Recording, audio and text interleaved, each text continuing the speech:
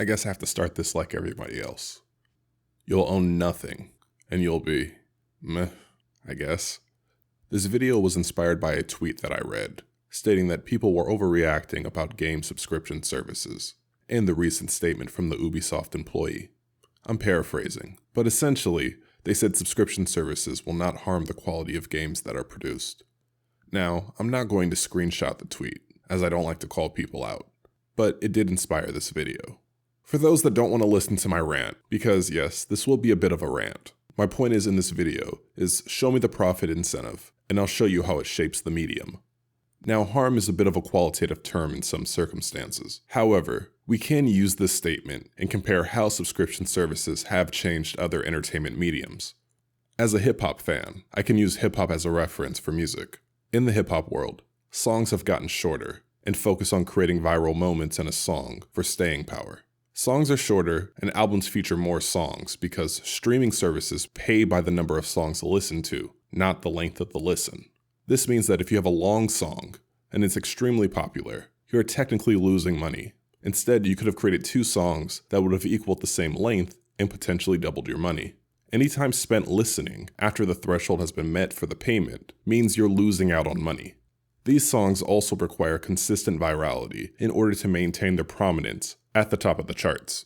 This means artists are now dependent on tastemakers who create popular playlists, and TikTokers and other influencers with large followings to pick up their song. The holy grail for a song is becoming a challenge, or if it's used as a sound in a viral trend. So you can see how this has changed the way songs are made, but at least we now have more people paying for music than ever before, right? So that must mean music artists are raking in a ton of money. Well, again, not exactly. In a recent podcast, Snoop Dogg discussed how his music had received over 1 billion views on Spotify. However, he received a check for less than $45,000. This amounts to 45,000th of a cent per listen, which is, well, a joke. Only the biggest of the biggest acts could reach 1 billion listens, and then be rewarded with what amounts to less than the average American salary is just insane. Now imagine how that impacts the nobody artist. What chance do you have even if you're just a middling independent artist who could have sold a couple thousand copies prior to the streaming era, resulting in a low 5-figure range of income, but still substantial? In this era, you'd be lucky to reach $100 of income from Spotify. Then we have movie and TV streaming, which I think is even more impactful than music, since it's changing an industry on multiple fronts. First, only about 5% of Americans watch cable TV exclusively, and 52% of American households don't even have cable. In an era where the majority of Americans are no longer viewing TV in the traditional manner, the industry has shifted. Cable TV continues to chug along in its traditional manner, as it has since its inception, receiving the majority of its revenue from commercials and the secondary portion from the cable subscription itself. Streaming, on the other hand, only really has one stream of revenue, which is subscriptions, unless we're talking about services like Hulu. Now, the cost of streaming infrastructure is at an all-time low. However, higher fidelity has increased the cost, along with the creation of new and original content. Then there is also studio acquisitions. I guess you can see where I'm going here. Despite it being cheaper than ever for service providers to send content from their servers to your TV, the cost of streaming continues to rise. This is because the majority of consumers have removed themselves from the traditional exchange of media for dollars from the cable services and are now demanding that same quality of content from their streaming providers. Early in Netflix's streaming phase, they were largely used to stream licensed content, usually things that were no longer available freely on TV. Now that most of us are no longer subscribed to cable, we want the same level of entertainment from Netflix.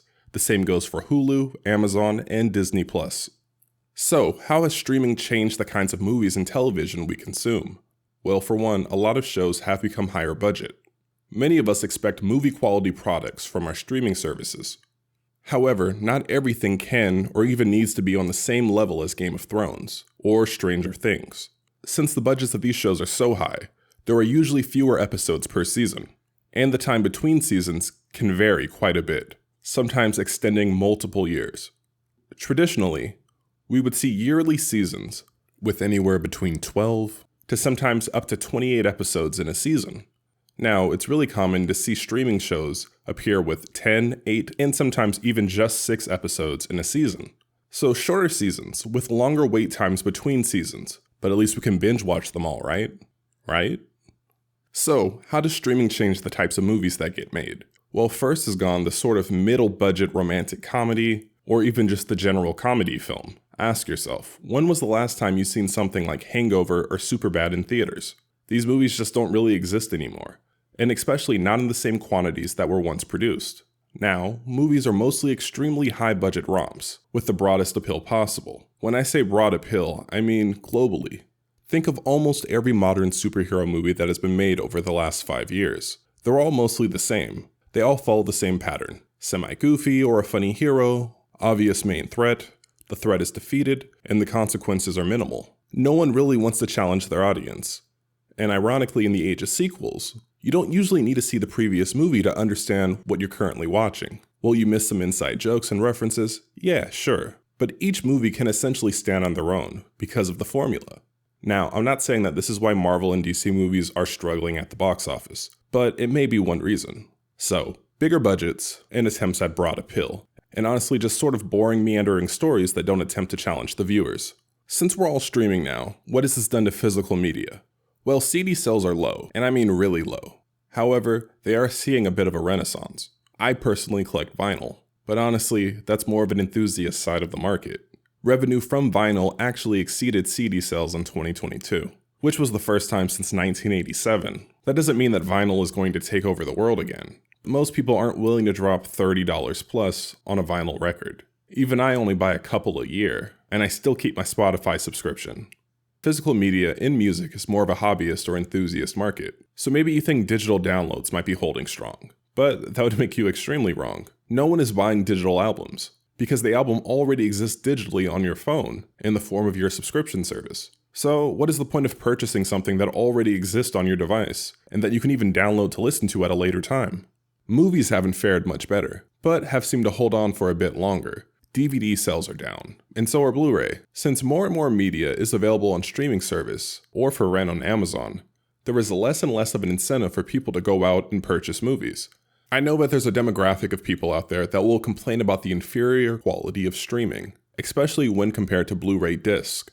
But honestly, most people just don't really care that much. Just like how people didn't care about the compression of MP3 files compared to CDs, people care about convenience over quality. There is a reason why McDonald's is the largest fast food chain in the world. Sales from DVDs and Blu-rays have gotten so low that Best Buy plans to phase out DVDs and Blu-rays this year. I can only imagine that Target and Walmart will soon be following suit. And this is all before we consider that theater attendance is down by almost a third since prior to COVID. And even prior to COVID, the number of ticket sales were still trending downwards compared to the early 2000s numbers. Now, I'm not saying that the quality of the mediums have declined, as I'm still able to locate new music, movies, and TV shows that I enjoy. However, things are rather different for those that aren't actively looking, especially for those who just digest what's on the front page of their streaming platform, or in the case of music, just listen to old music. Even though I will refuse to make a comparison and fall to my own nostalgia, we can say that the kind of things that are being made are different. Now, you're probably asking, what the hell does any of this have to do with video games? Well, I'm glad you asked. Early video games have their roots in the early pinball scene. It was a pay-for-play system, so the goal was to make sessions as short as possible, while also being addictive to collect those coins. This meant difficult games that were usually light on content, but high on skill ceilings. Then we got the first early consoles, but they didn't have removable cartridges. So those were the games with the most replay value, and largely just Pong clones. Once the 2600 was released, we started to see a bit more variety of the games that were being made, but most were still shorter experiences with higher skill ceilings. After the crash of the market and the rise of the NES, we get a continuation of those difficult games. However, I believe that this was possibly for a new reason. You still have the traditional reason of games being their arcade siblings, but in the 80s we see the rise of game rentals. As a game developer, you made no money on rentals, but instead only on that initial purchase. So the goal was to get someone hooked on the game from a rental, but make it too difficult to complete. Then they would go out and buy that game. This trend would continue through the 90s, but as graphics began to increase, the request for deeper games began to grow. During the 6th generation, game rentals began to decrease, and we saw a rise of the internet. People began to judge games based on their stories and the amount of content they provided. The standard game was about 8 hours. If that game did not at least provide 8 hours of content, then it needed to provide higher difficulty settings in order to not get complaints from gamers. The longer the game was, the less of a need there was for higher difficulty settings. Such as in many RPGs, patches and DLC did exist at this point for some games, but they were pretty rare. The vast majority of experiences were complete in their package. If there was a major revision, it was usually released as a repatched version, like Ninja Gaiden Black or Fable the Lost Chapters. Up until this point, publishers and game studios have been trying to sell gamers a complete product. Some are good, some are bad, but they all had to stand on their release date products, until a patch version is reissued, of course, but this was pretty rare. In the 7th generation, this started to change. Once all major consoles were connected to the internet, it was no longer about just selling a completed product, but instead selling you additional items, where they could make a significant profit. Early in the 7th generation, it was a bit more like the 6th generation, but as the infrastructure of Xbox Live and PSN was built, devs were able to release more unpolished projects that were given the promise of fixing it later. We began to see more and more DLC, which at first seemed a bit more like expansions, but soon came the cosmetics and horse armor. Remember back when DLC cosmetics used to be controversial? Boy, those were the days. By the time we get to the 8th generation, we see this in full effect. Incomplete and broken games being released, games with DLC on the disc, and just DLC out the ass. Then we also get the rise of a new term, live service games. Oh, don't we all love live service games? The purpose of a live service game is to become the only game, or at least one of a very few small field of games that you play. They usually feature a ton of pay cosmetics, season passes, battle passes, or whatever they're calling it. Some feature expansion packs, weapon packs, loot boxes, loot crates, drops, etc. Sometimes players are awarded for playing daily, things like weekly challenges are in there. The incentive to keep the player locked into the game and paying every chance they get. The incentive is no longer about selling you a game up front, but instead selling you a bunch of things on the back end. Now, why did this model change? Well, first, game budgets have grown to a crazy level. Not all games can make their money back up front. The plus side about DLC is that adding in a few new levels or maps is relatively cheap compared to creating an entirely new game. Cosmetic stuff essentially costs next to nothing, since those artists are usually on the payroll anyways, and would just be sitting idle until needed. Blizzard has made a larger profit off the sales of a singular cosmetic in World of Warcraft, versus they did on the entire sales of StarCraft 2. If you can make that kind of a return off of DLC, then what's even the point of developing a new game? If you are in the process of developing a new game, what is the point of creating a complete product when the public has already rewarded game developers by purchasing the remaining portions of the game piece by piece? I'm not saying that's what they're doing with WoW, but that is how the industry reads the situation. So far, the 9th generation has been mostly a continuation of the 8th generation.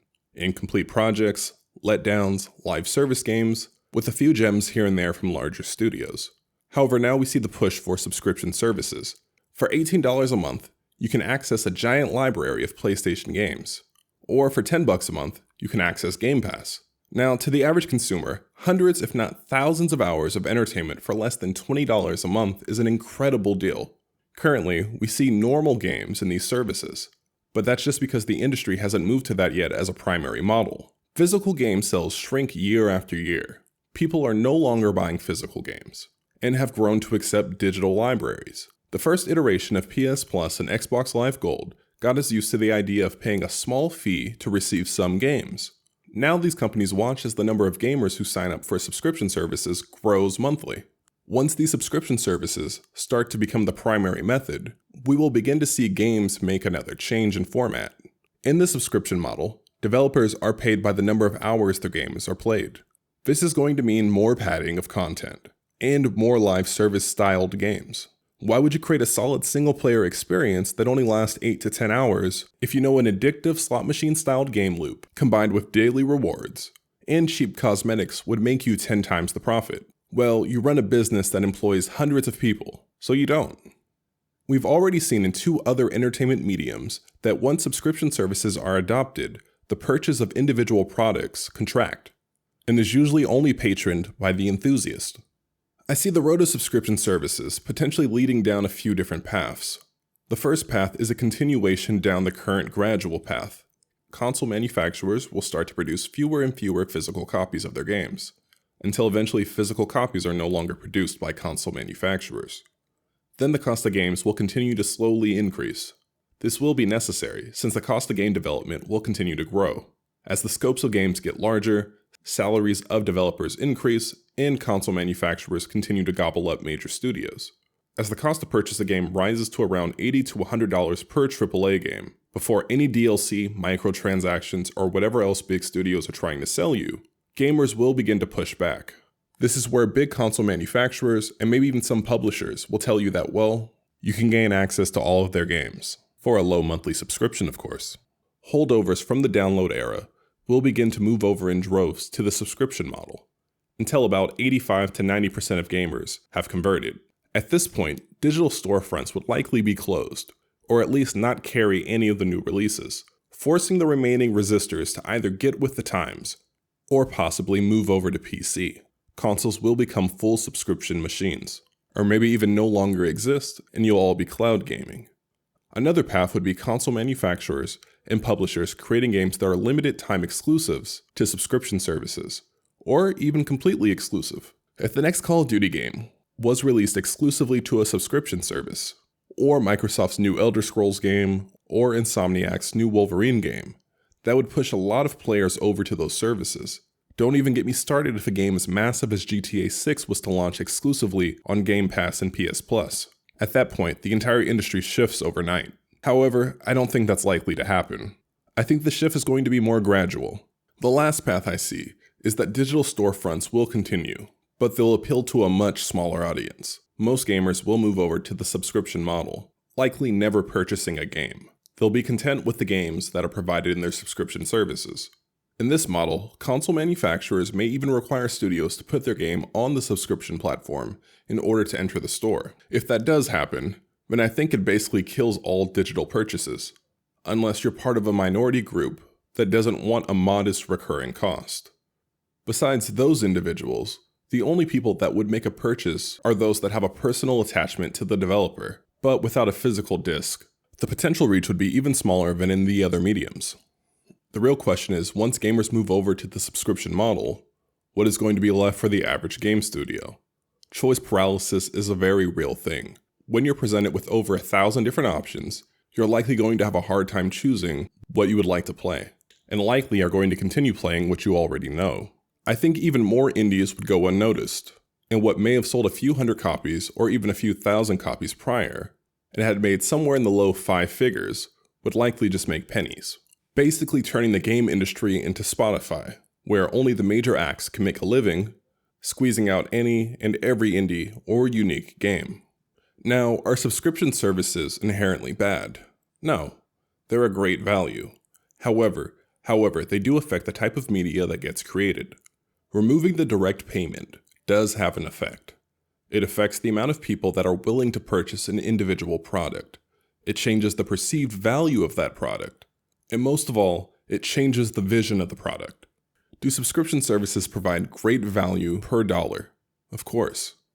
But they also can create markets that make the weird, quirky, and unique no longer viable, instead forcing everyone into the same direction if they want to survive and continue working in the medium they love. As the saying goes, you get what you pay for. For those that made it to the end, I appreciate you. Thank you for watching. Thank you for your time. See you next time.